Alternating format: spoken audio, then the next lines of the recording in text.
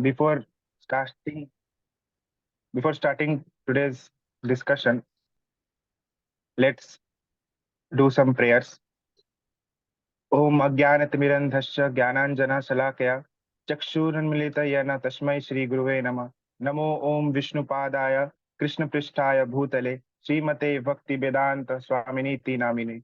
Namaste Sarasate Deve Gauravani Pracharine Nirvishesha Shunyavadi Paschatya Desha Chartarine. Jai Shri Krishna Chaitanya Prabhu Nityananda Shri Advaita Gadadhara Shivasadi Gaura Bhakta Vrinda. Hare Krishna, Krishna Krishna, Hare Hare, Hare Rama, Rama Rama, Hare Hare. Hare Krishna. So today's discussion is about that we are searching after peace in materially, in spiritually, in every realm, in every point of view, or we can say that everywhere we are searching after peace, peace of mind. So actually, what is peace and where we can get this peace, we can understand only from the Vedic literatures. And obviously, we can understand from Krishna, the Supreme Personality of Godhead. So we get the answer that how we can get peace and where is peace in Bhagavad Gita, chapter 2, sloka number 66. So I will recite the slok 3 times before starting. नास्ति बुद्धिरयुक्तस्य न च युक्तस्य भावना न च भयत शान्तिर् अशान्तस्य कुतः सुखम् नास्ति बुद्धिरयुक्तस्य न च युक्तस्य भावना न च भयत शान्तिर् अशान्तस्य कुतः सुखम् नास्ति बुद्धिरयुक्तस्य न च युक्तस्य भावना न च वैवयत शांतिर अशांतस्य कुतः सुखम्. Hare Krishna.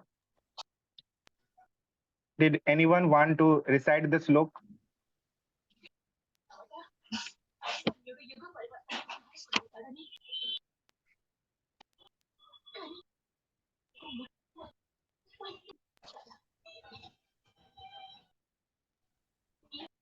Hare Krishna, devotees. There is something. नास्ति बुद्धिर अयुक्तस्य न चा युक्तस्य भावना न चा भावयता शांतिर अशांतस्य कुतः सुखम्.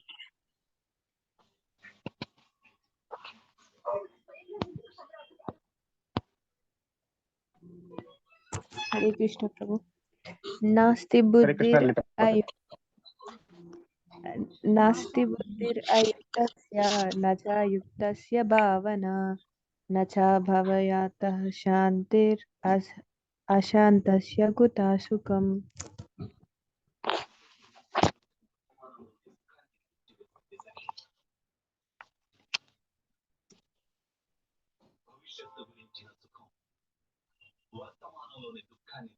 Hare Krishna. Anyone or?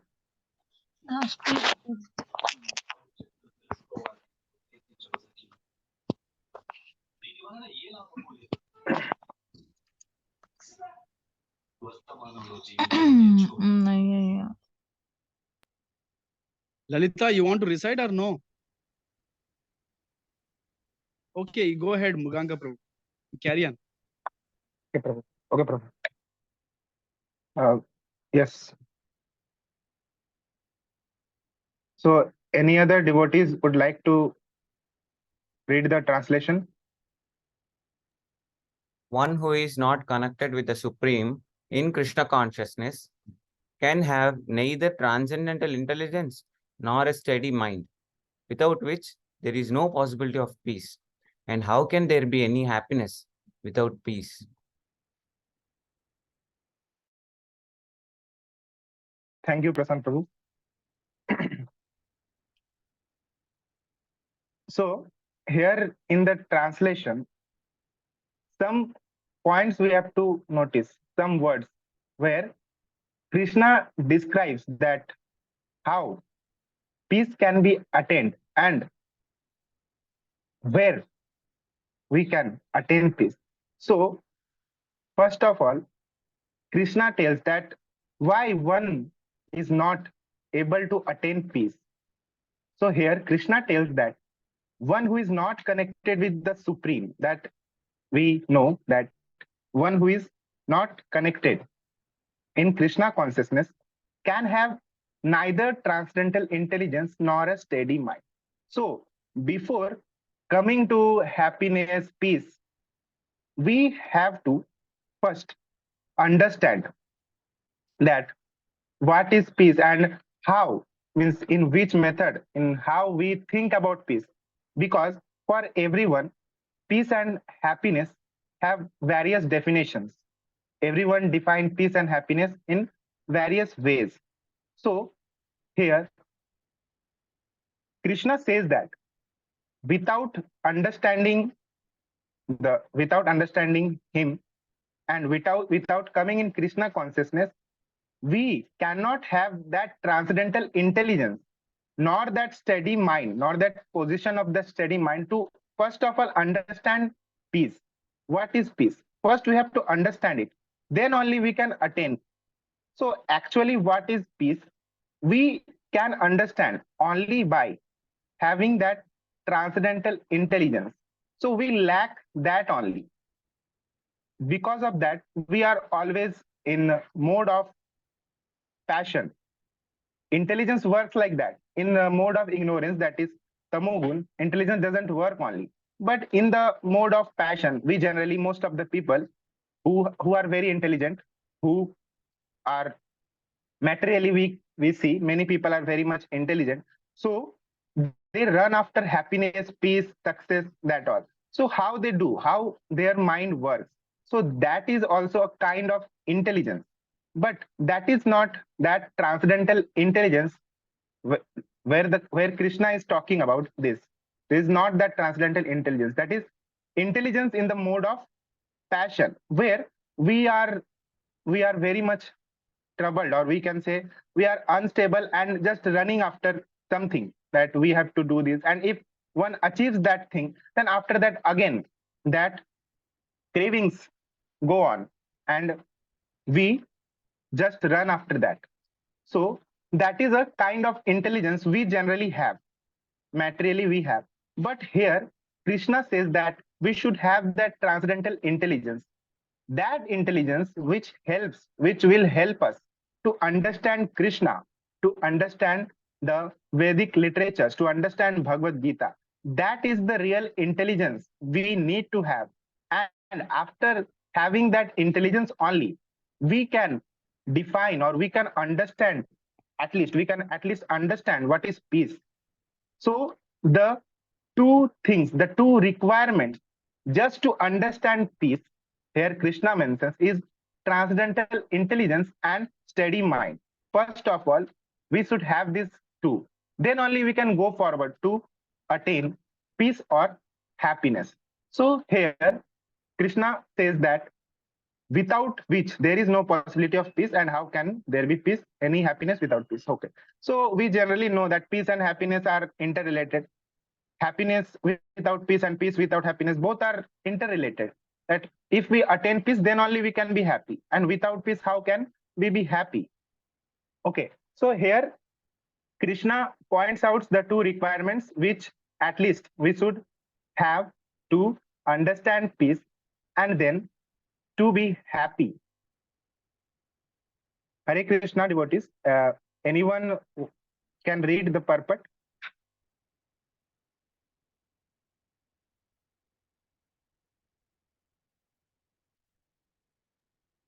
Unless one is in Krishna consciousness, there is no possibility of peace.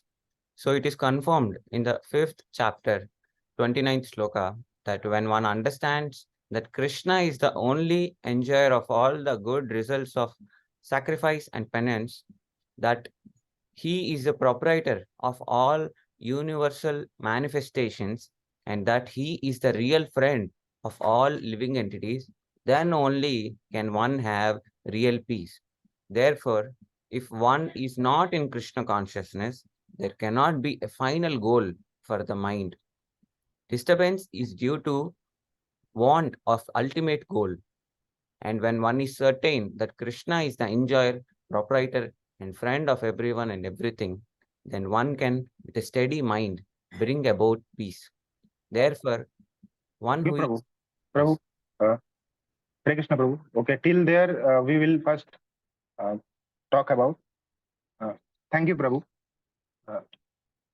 Sumit Prabhu, please begin from that purport beginning.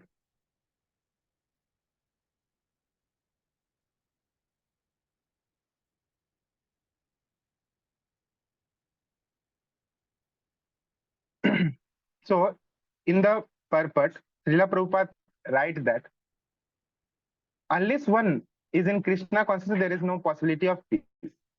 So, in the fifth chapter only, we understands that we have to first understand that who is the enjoyer and who is to be enjoyed. We consider ourselves to be enjoyer, and for that enjoyment only, we just tag it that happiness. It is not actual happiness or actual peace. Actually, that happiness, we tag that it is happiness, but actually our intention is to enjoy. We find such situations, such circumstances, or such facilities that where in that position we can enjoy. So that thing we tag as happiness or peace, but it is not the happiness, because Srila Prabhupada also tells that for understanding happiness, before attaining that peace, we have to first understand that Krishna is the enjoyer, and we have to give up the illusion we have that we are enjoyer. We generally have this illusion that I am the enjoyer. Every circumstance, in every situation, we want that favorable conditions where we want to enjoy, and we term it as happiness. Okay, if I get the chance to enjoy, then it is okay, I'm happy, and now I am in peace. In my state is now peaceful, I am in peaceful state. We generally term that as happiness, but actually it is not happiness. Actually, are very much very much addicted, or we can say that we are very much into that sense enjoyment. If we are able to do that sense enjoyment, we are able to satisfy our senses, then only we are happy. In materially, we consider it as happiness. But actually, to get or to understand the real happiness, we have to first understand that we are not the enjoyer. Krishna is only enjoyer of all good results of sacrifices and penance. Okay. And also the next point, Srila Prabhupada tells that he is the proprietor. We also get into illusion that whatever opulences we have got from Krishna, whatever talent, skills, or material positions, properties, material things, whatever things we have, we consider them that those things to be ours. We try to, or we think that we are proprietor, but actually Krishna is proprietor of all universe. Everything which we see, that belongs to one and only Krishna.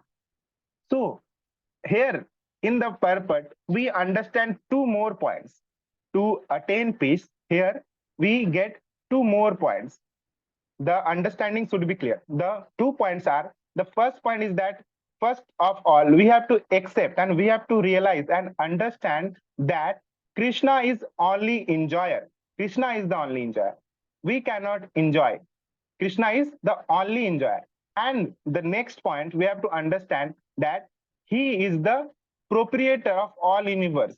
But we tend to practice, or we tend to get into illusion that we are proprietor. This belongs to me, that belongs to me, you belongs to me.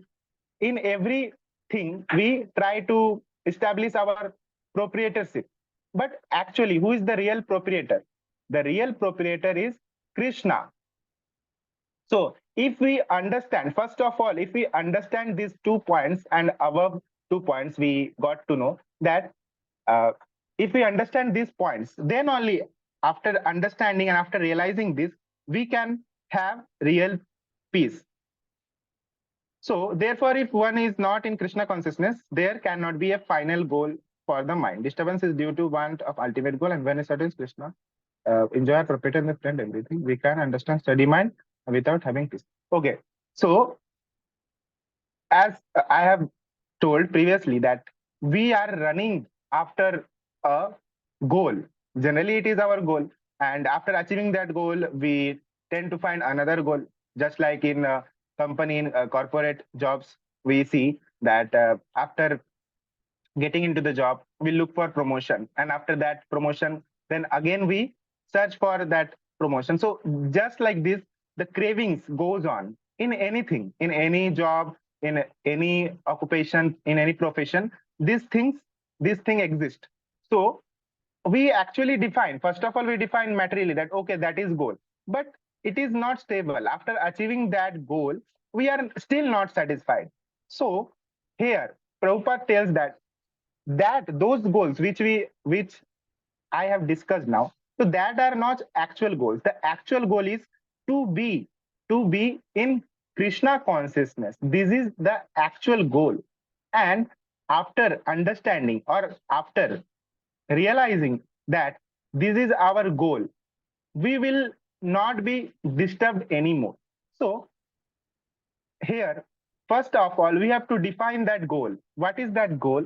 That goal is to be in Krishna consciousness, to be the servant of the devotees of Krishna, and to serve Krishna. So that should be our goal. Then only we can attain the real happiness. And how to attain that goal and what are the process? So first of all, we have to understand that we cannot enjoy. Krishna is the real enjoyer and Krishna is the real proprietor. And also there is always when first anyone hears about this, okay, Krishna is enjoyer, Krishna is proprietor, so they develop a negative feeling that, oh, how can be Krishna enjoyer? How is he selfish? He wants to enjoy?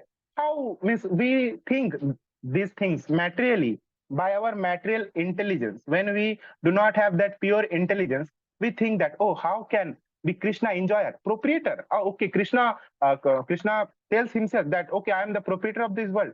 How can he be? We understand that, okay, Krishna have ego, but actually it is not that. Here Srila Prabhupada then again he tells that along with being enjoyer and proprietor, he is our very good friend.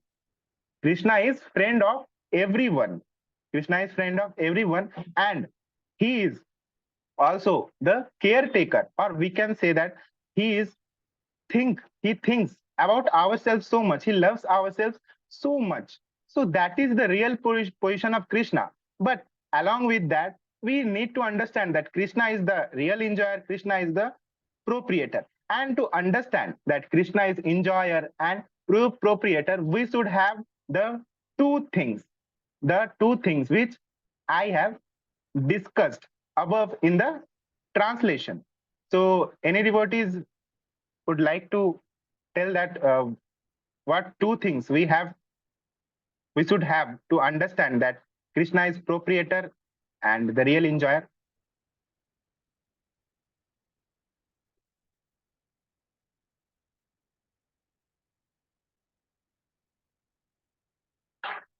Hare Krishna devotees. Anyone remember that those two things which we read in the translation? We should have those to understand this. Hare Krishna, Prabhuji. Hare Krishna. Steady mind and transcendental intelligence.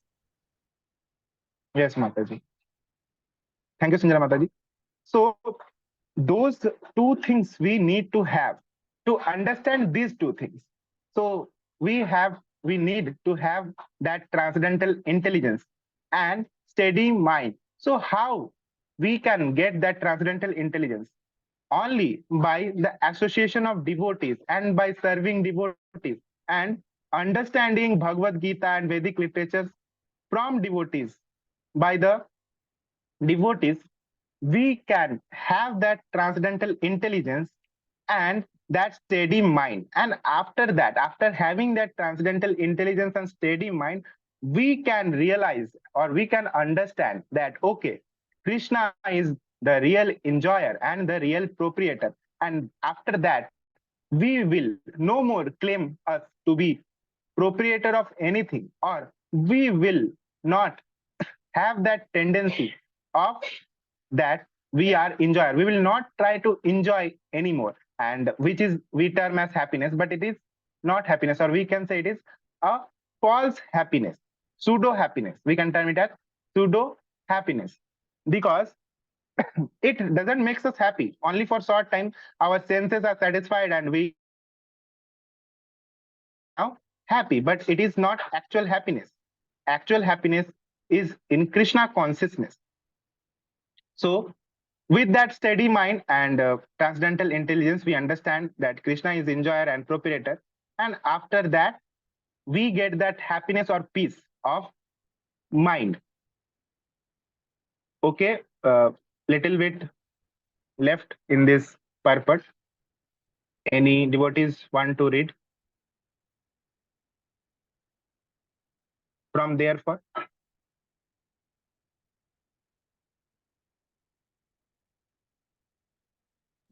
Yes, Prabhu.